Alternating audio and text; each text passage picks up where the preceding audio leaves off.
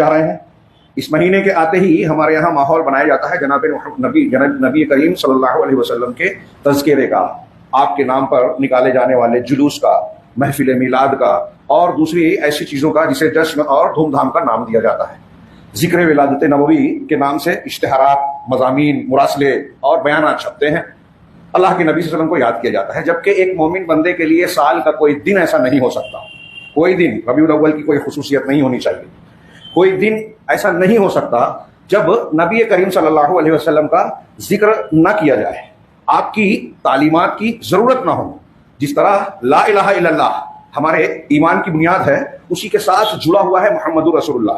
और जब मोहम्मद सल्लल्लाहु अलैहि वसल्लम को हमने अल्लाह का रसूल माना तो हमारी जिंदगी का हर मामला आपके तरीके और आपके मनहज पर गुजरना चाहिए। हमारी इबादत, हमारा अकीदा, हमारे अखलाकियात, हमारे नशिस्त बर्खास्त और जितने भी रोजमर्रा के मामलात हैं, अखलाकियात की सारी चीजें नबी सल्लल्लाहु अलैहि वसल्लम के तरीके पे होनी चाहिए। ये बुनियादी सबक है। लक़द काना लकुम फ़ी रसूलिल्लाहि उस्वतुन हसना, तुम्हारे लिए अल्लाह के रसूल सल्लल्लाहु अलैहि वसल्लम की ज़ात में बेहतरीन नमूना है, और ये नमूना अल्लाह की तरफ से दिया हुआ है।